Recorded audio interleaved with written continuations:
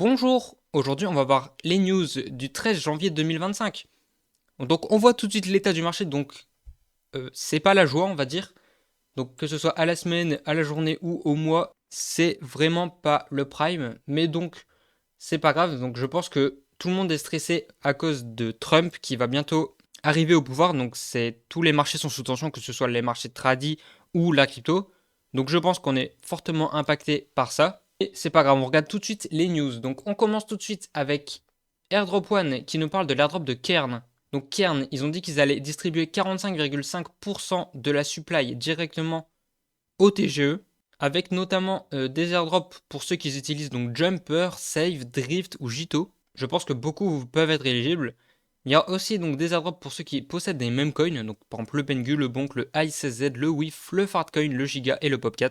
Donc si vous holdez l'un de ces 7 mêmes coins et que vous êtes dans les top holders, vous serez probablement éligible. Et etc. Ensuite, pour des Solana NFT, enfin des collections NFT, voilà, donc on a la tokenomique, etc. Donc ça c'est pas mal, donc n'hésitez pas à rejoindre mon serveur Discord parce que dedans je vous préviendrai instantanément lorsque on peut claim l'airdrop, etc.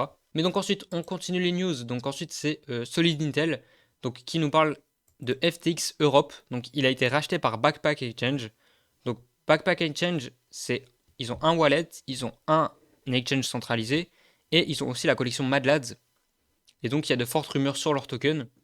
Et ensuite, suite à cet achat, enfin plutôt quelques semaines avant l'achat, les Mad Lads ont commencé à pump vraiment pas mal. Ils ont fait quasiment x2 ou x3. Donc on voit qu'il y a probablement des insiders chez Mad Lads. Ensuite, c'est Sonic SVM. Donc Sonic SVM, c'est une layer 2 sur Solana pour faire du gaming. Et donc, d'après, voilà, donc le checker est déjà disponible. Donc vous pouvez claim votre airdrop. Donc je connais pas exactement les critères, mais voilà, donc je vous mettrai le lien en description. Ensuite, on passe à Sollayer. On n'apprend pas grand chose dans leur tweet. Ils flexent un petit peu leur qui s'est passé, quoi, tout simplement. Voilà, donc c'est tout ce qu'on apprend. Mais aussi, il y a une presale. Donc il y a une presale pour Sollayer. Donc il lève à 350 millions de FDV. Donc c'est pas énorme. Malheureusement, elle a été retardée parce que de base, ça devait être aujourd'hui. Mais donc elle a été retardée au 16 décembre. Donc voilà, donc si vous avez utilisé Sollayer, que vous trouvez que 350 millions de FDV, c'est pas beaucoup. Et honnêtement, c'est pas énorme parce que déjà en pré-market, il se vend 700 millions.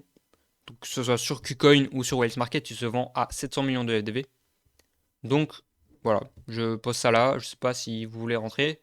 Mais sachez que si vous voulez faire la pre-sale, il faut faire donc un KYC, donc un Know Your Customer. Donc vous devez faire simplement votre carte d'identité. En fait, c'est Time, donc c'est un protocole qui actuellement n'est pas sur Hyperliquid parce qu'il n'y a pas encore de L1.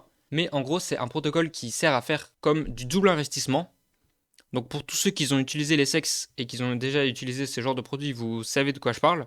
Donc ça marche un petit peu comme ça. Donc là, ils font une pre-sale à 20 millions de FDV. Donc c'est pas énorme. Et donc j'ai eu la chance de pouvoir vous offrir 15 whitelists sur le compte Hyperliquid News, mais aussi de vous offrir 5 whitelists sur donc cette chaîne YouTube. Donc c'est pour ça que je vais faire un concours sur Discord, donc n'hésitez pas à rejoindre mon Discord, je mettrai le lien en description. Et donc ils vont, donc voilà, donc si vous voulez participer à 15 whitelists, donc n'hésitez pas. Et ensuite vous pouvez aussi participer donc à 5 whitelists qui sont à gagner dans mon Discord, donc je vous mettrai le lien en description. Même si je fais gagner des whitelists, ça n'empêche que vous pouvez potentiellement perdre de l'argent en fait, parce que c'est juste des whitelists, donc vous avez le droit d'acheter, mais vous l'avez pas gratuitement, etc. Donc même si vous achetez, vous pouvez perdre de l'argent.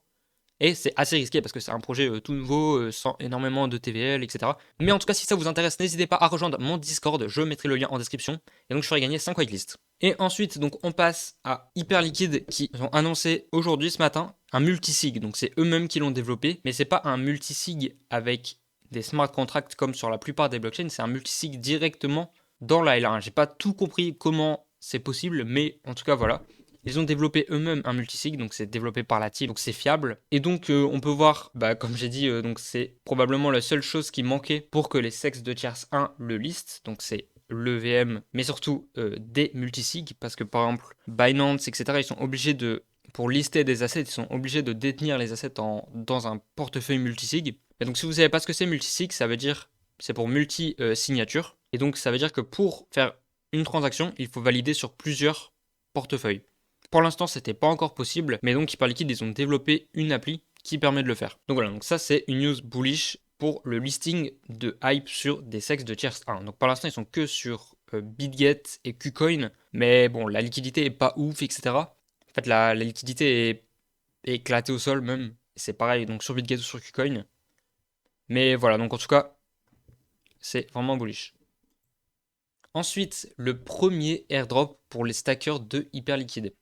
Pour tous ceux qui stackent du Hype, donc le anime, donc la collection qui vient de la collection NFT Azuki. Donc honnêtement, c'est vraiment bullish. Enfin, on peut voir que j'espère qu'il y aura une trend qui va se porter un petit peu comme on a eu avec Celestia.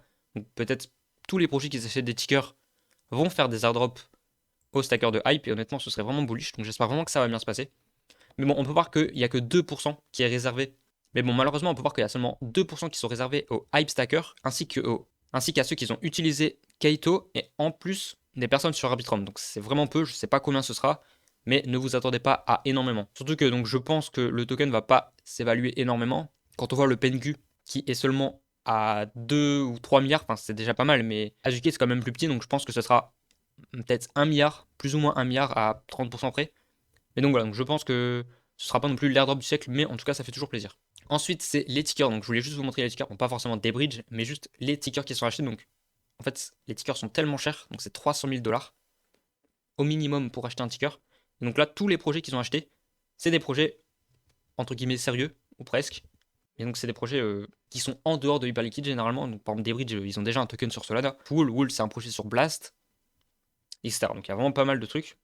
Ensuite, il y a XBG, donc ça c'est Xborg, donc ça c'est un gros exchange centralisé.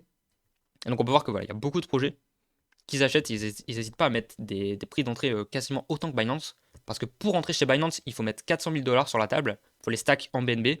Et en plus, il faut donner 5% de la supply. Donc là, vous avez juste à acheter un ticker à 300 000 $. Donc voilà, on peut voir que c'est vraiment bullish. Parce qu'en plus, il y a un truc qu'il faut savoir, c'est que les 300 000 $ là, ils servent à racheter du hype. Donc dès qu'il y a un mec qui met 1 million pour acheter un ticker, hop, ça rachète du hype en masse. Donc c'est vraiment bullish pour le hyper liquide. Ensuite, on passe à Berachain. Donc Berachain est boycott. Honnêtement, j'ai pas suivi énormément, mais on peut voir que donc Bera et leurs tokens vont arriver très prochainement. Honnêtement, c'est assez bullish.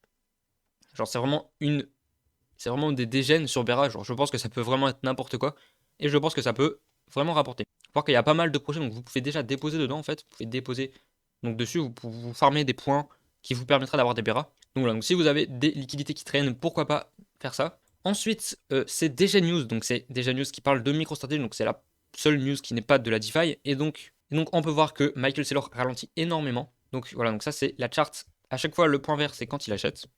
Donc on peut voir il a exactement 450 000 bitcoins avec donc, son achat d'aujourd'hui. Donc c'est juste énorme. Et donc il possède 40,93 milliards de dollars. Donc c'est vraiment colossal. Faut vraiment jamais qu'il vende, sinon on sera dans la merde. Mais donc voilà, on peut voir avec un PNL de 45% et 12 milliards de profit. Donc c'est une folie. Donc merci d'avoir regardé la vidéo. N'hésitez pas à vous abonner et à rejoindre mon Discord. Donc je ferai le concours pour les 5 whitelists. Et à la prochaine!